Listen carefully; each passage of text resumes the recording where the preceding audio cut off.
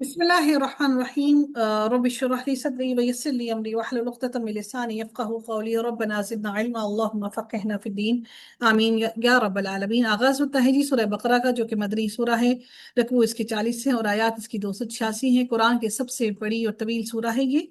اس کے بارے میں، سورہ بقرہ کے بارے میں، نبی اکرم صلی اللہ علیہ وآلہ وسلم نے فرمایا کہ شیطان اس گھر سے نکل جاتا ہے جس گھر میں سورہ بقرہ پڑھی جائے. اور آپ صلی اللہ علیہ وسلم نے یہ بھی فرمایا کہ دو جگمگانے والی صورتیں سورہ بقرہ اور سورہ آل عمران پڑھا کرو، کیونکہ قیامت کے دن وہ اس حال میں آئیں گی جیسے دو بادل یا دو سائبان یا پرندوں کے دو جھنڈ ہیں، اور اپنے پڑھنے والوں کی طرف سے مغفرت کے لیے جھگڑا کریں گی، یعنی اللہ تعالیٰ کے سامنے جھگڑا کریں گی اور اس انسان کے لیے مغفرت کروا کر چھوڑیں گی انشاءاللہ. لہٰذا سورہ بقرہ پڑھا کرو. اسے حاصل کرنا برکت ہے اور چھوڑ دینا حسرت ہے، کیونکہ دنیا میں حسرتوں میں مرو گے اور آخرت بھی باعث حسرت رہ جائے گی. اور باطل قوتیں، جادو اس کو پڑھنے والے پر اثر نہیں کرتا. باطل قوتیں اس پر اثر انداز نہیں ہوتی. اس کا اگر زمانہ نزول دیکھیں تو یہ مدنی صورتوں میں سب سے پہلی سورہ ہے. مکہ میں 86 صورتیں نازل ہوئی تھیں، 86 سوراز مکہ میں نازل ہوئی تھیں، اور نزولی ترتیب کے لحاظ سے اس کا جو نمبر ہے 87 ہے، یعنی جو جتنی سوراز نازل ہوئی ہیں اس کے اعتبار سے اس کا جو نزول کا ہے وہ 87 نمبر پہ اس کا نزول ہوا تھا.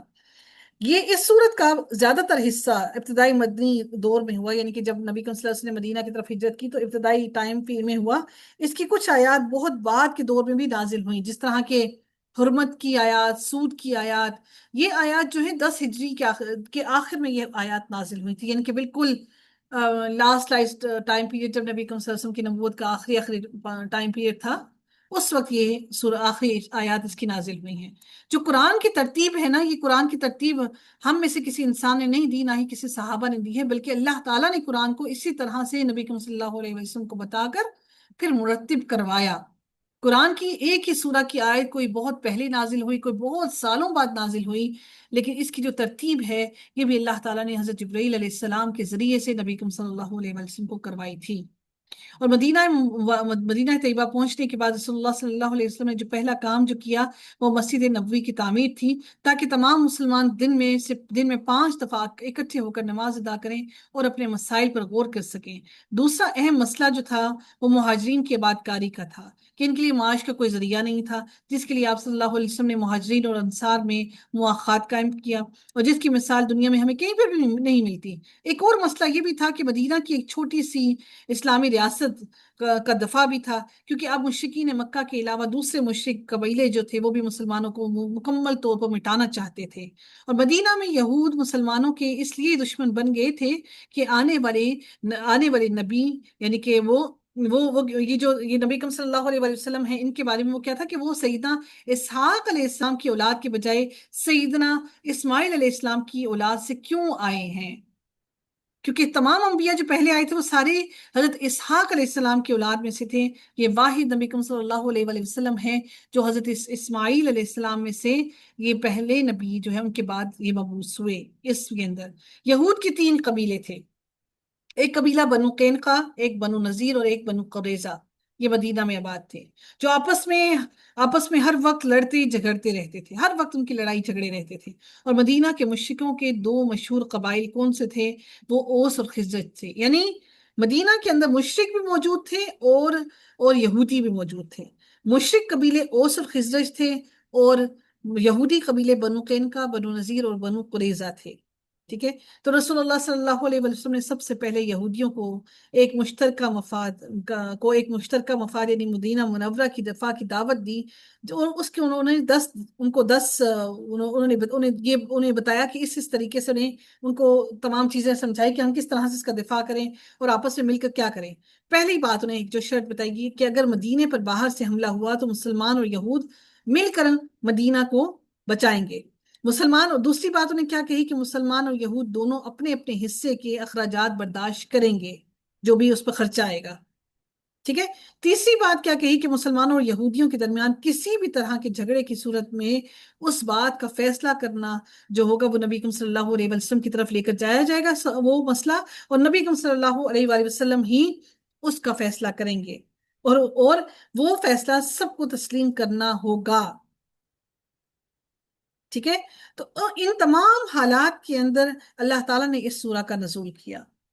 اس سورت کو کس کو اس سورہ کے اندر اللہ تعالیٰ نے کا نزول کیا.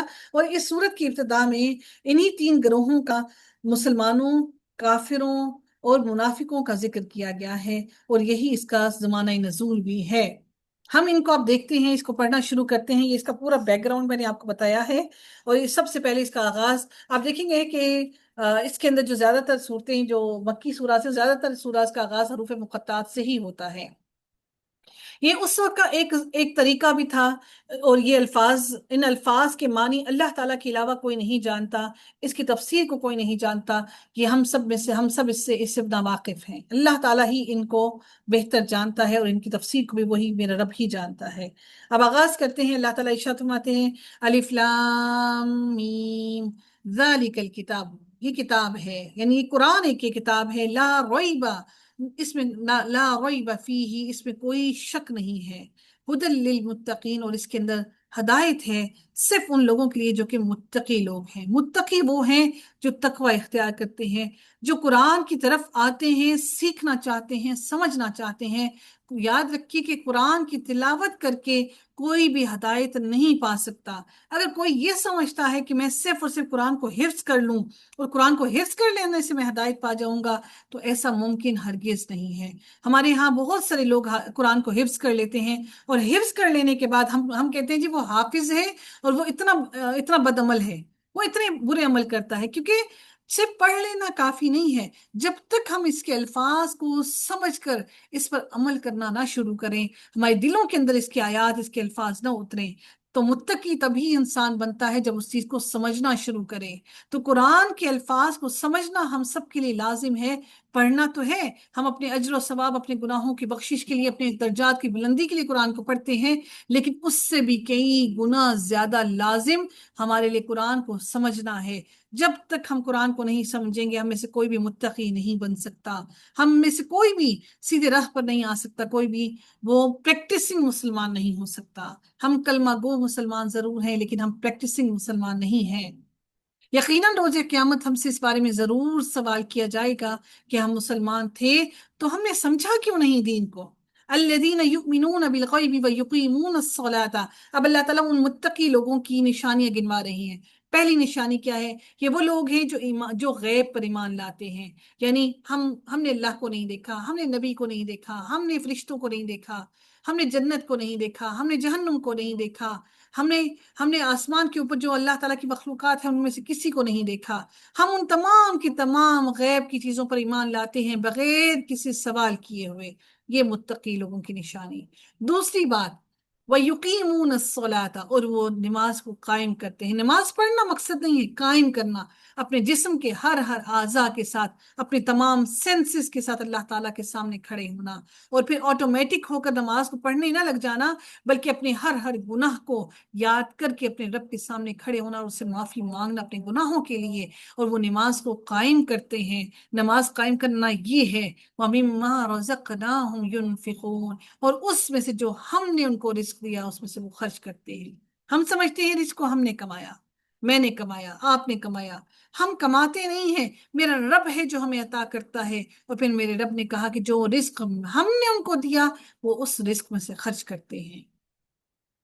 پھر میرے رب نے یہ تین نشانیاں ہم نے ایک کی آیت میں پڑھ لی. پھر اللہ نے فرمایا والذین یؤمنون، اور وہ لوگ جو ایمان لائے، بما انزل الیک، جو آپ پر نازل کیا گیا. یعنی نبی کریم صلی اللہ علیہ وسلم کی طرف کیا نازل کیا گیا؟ جو قرآن نازل کیا گیا. یعنی ان لوگوں کی بات کی جا رہی ہے، متقیوں کی چوتھی نشانی، جو اللہ تعالیٰ نے نبی کریم صلی اللہ علیہ وسلم پر نازل کیا، اس کی ہر بات پر ایمان لاتے ہیں. ہمیں تو پتہ ہی نہیں قرآن میں اللہ تعالیٰ نے کیا کہا، تو پھر ہم ایمان کیا لاتے ہیں؟ بس اتنا کہہ دینا کہ ہم قرآن پڑھتے ہیں جی، ہم قرآن کی باتوں پر ایمان لاتے ہیں. جب آپ کو علم ہی نہیں کہ اللہ نے کیا فرمایا ہے تو آپ کا ایمان کیسا؟ پھر تو ہمارا ایمان ہی کمزور ہے. شاید ہم نے اس قرآن کو صرف اور صرف ان لوگوں کے لیے چھوڑ دیا کہ جو مدارس میں پڑھتے ہیں، صرف ان کے لیے ہے. یہ نہیں، یہ ہر مسلمان کا حق ہے کہ مسلمان قرآن کو پڑھے، سمجھے اور اس پر عمل کرے. اس کے بغیر ہم مسلمان کہلانے کے لائق نہیں ہیں، ہم صرف ایک کلمہ گو بن کر رہ جائیں گے. ہم اس پر ایمان لائے جو جو نبی کریم صلی اللہ علیہ وآلہ وسلم پر نازل کیا گیا، وما انزل من قبل کا، اور جو ان سے پہلے نازل کیا گیا، یعنی جو صحیفے نبی کریم صلی اللہ علیہ وآلہ وسلم پر جو سے پہلے جو صحیفے نازل کیے گئے، جو 313 کی تعداد ہے، اور جو کتب ہیں، جو تین چار کتابیں آسمانی جو ہیں قرآن کے ساتھ، جو باقی 3 کتابیں آسمانی ہیں، ان سب پر ایمان لے کر آتے ہیں۔ وَبِالْآخِرَةِ هُمْ يُوقِنُونَ، ایک اور اللہ تعالیٰ نے نشانی بتا دی کیا، وہ آخرت کے دن پر یقین رکھتے ہیں اور اپنے ہر عمل کو اسی وجہ سے اس کے مطابق کرتے ہیں، کیونکہ انہیں آخرت کا پتہ ہے روز جزا اور سزا کا دن آئے گا۔ یہ ایک اور نشانی، کتنی نشانیاں ہوں گی؟ جی جلدی سے مجھے بتائیے گا، لکھیے گا جی، کتنی نشانیاں ہم نے پڑھ لی متقی لوگوں کی، ہم نے کتنی نشانیاں یہاں تک پڑھی۔ اب اللہ تعالیٰ ان تمام نشانیوں کو بیان کرنے کے بعد فرماتے ہیں اولئک علی ھدی من ربہم، یہی وہ لوگ ہیں جو ہدایت پر ہیں، اپنے رب کی طرف سے ہدایت پر ہیں۔ واولئک ھم المفلحون، اور یہی وہ لوگ ہیں جو فلاح پانے والے ہیں۔ کیا ان میں سے کوئی ایک نشانی بھی ہمارے اندر موجود ہے؟ کیا ہم فلاح پانے والے لوگوں میں شامل ہیں، یا پھر ہم فلاح پانے والے لوگوں میں شامل ہی نہیں ہیں؟ ہم کس طرح فلاح پائیں گے کہ اللہ تعالیٰ نے سورہ بقرہ کے آغاز میں ہی ہمیں بتا دیا کہ یہ متقی لوگ ہیں، اور ان متقی لوگوں کے لیے اس قرآن کے اندر ہدایت ہے۔ ان الذين كفروا سواء عليهم انذرتهم ام لم تنذرهم لا يؤمنون، اللہ تعالیٰ فرماتے ہیں نبی کریم صلی اللہ علیہ وسلم کے دل میں بڑی ان کو پریشانی لاحق ہوتی تھی کہ لوگ سارے کے سارے مسلمان کیوں نہیں ہو جاتے، یہ سارے کے سارے ایمان کیوں نہیں لے آتے۔ ان کے دل میں ہر وقت ایک پریشانی تھی۔ جی بالکل، یہ 6 خصوصیات ہم نے پڑھی ہیں۔ اللہ تعالیٰ فرماتی ہے کہ نبی کی یقیناً بے شک جن لوگوں نے کفر کیا ہے، جو ہماری آیتوں کا انکار کرنے والے ہیں، آپ سوچئے ہم لوگوں کا کیا ہوگا کہ ہم قرآن کو دن میں کتنی مرتبہ پڑھتے ہیں بغیر سوچے سمجھے، بغیر جانے کہ اللہ رب العزت نے کیا فرما دیا، تو ہمارا کیا بنے گا؟ جن لوگوں نے کفر کیا، نبی کریم صلی اللہ علیہ وسلم کو فرما رہے ہیں اللہ تعالیٰ ان کے دل کو آسرا دے رہے ہیں، ان کے دل کو تسلی دے رہے ہیں کہ جن لوگوں نے کفر کیا، اے نبی آپ ان کو ڈرائیں یا آپ ان کو نہ ڈرائیں، برابر ہے، ان کو کوئی فرق نہیں پڑتا، وہ ہرگز ایمان نہیں لائیں گے، کیونکہ ان کے دلوں کے اندر یہ کفر بیٹھ گیا ہے، وہ حجتی ہو گئے، انا پرست ہو گئے، کفر کے اندر اتنا نیچے چلے گئے کہ وہ اس کی گہرائیوں میں چلے گئے، اگر وہ چاہیں بھی تو وہ ایمان کی طرف نہیں آنا چاہتے۔ اب اللہ تعالیٰ نے ان کی آگے بیان کی کہ وہ کیوں نہیں ایمان لائیں گے، وہ کیوں نہیں ڈریں گے، کیونکہ میرے رب نے فرما دیا ختم اللہ علی قلوبہم، اللہ نے ان کے دلوں پر مہر لگا دی ہے۔ مہر لگا دی یعنی اللہ تعالیٰ نے ان کے دلوں کو سیل کر دیا۔ جب سیل کر دیا تو دل کے اندر کوئی چیز اتر نہیں سکتی۔ ہم لوگ میڈیسنز وہ یوز کرتے ہیں جو سیل پیک ہوتی ہیں۔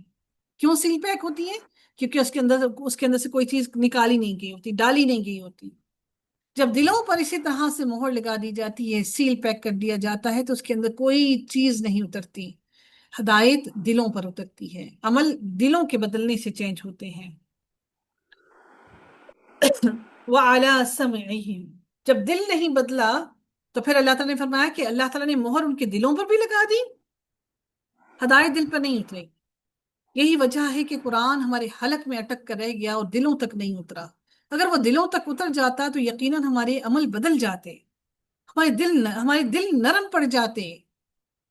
اگر آپ کے دل نرم ہیں تو اللہ کا شکر ادا کیجئے کہ میرے رب نے اس کو سخت نہیں ہونے دیا، اس پر اللہ نے مہر نہیں لگائی، سیل نہیں کیا۔ وَعَلَىٰ سَمْعِهِمْ، اور ان کے کانوں پر اللہ نے مہر لگا دی، ان کے کانوں پر اور ان کے دلوں پر بھی۔ وَعَلَىٰ أَبْصَارِهِمْ غِشَاوَةٌ، اور اللہ نے آنکھوں کے اوپر ایک بہت بڑا پردہ ڈال دیا، جس پردے نے بالکل اندھیرا کر دیا، کوئی رائے ہدایت دکھائی ہی نہ دے، کہ وہ ہدایت کی طرف بھولے سے بھی نہ آئے۔ وَلَهُمْ عَذَابٌ عَظِيمٌ، اور ان کے لیے بڑا عذاب اللہ نے تیار کر رکھا ہے۔ ہم سمجھتے ہیں کہ ابھی ہمارے پاس وقت نہیں ہے، ہم پہلے سے سب سے پہلی بات یہ کہتے ہیں کہ ابھی ہمارے پاس وقت نہیں ہے، ہمارے پاس جب وقت ہوگا تو پھر ہم اس قرآن کو سیکھیں گے، سمجھیں گے، ابھی ہمارے پاس ٹائم نہیں ہے۔ تو ٹائم ہمارے پاس کب ہوگا؟ یہ ٹائم بھی تو اللہ نے دیا. کبھی سوچا کہ کہیں ایسا تو نہیں کہ میرے رب نے ہمارے دلوں پر مہر لگا دی، میرے رب نے ہمارے دل کو بند کر دیا، ہمارے کانوں کو بند کر دیا، ہماری آنکھوں پہ پردہ ڈال دیا کہ ہماری آنکھیں دیکھ نہ سکیں، ہمارے کان سن نہ سکیں، ہمارے دل نرم نہ پڑ سکیں. تو یاد رکھیے کہ اللہ تعالیٰ جن لوگوں کے دلوں پر مہر لگا دیتا ہے ان لوگوں کے دلوں میں ہدایت نہیں اترتی، وہ لوگ متقی نہیں بن سکتے.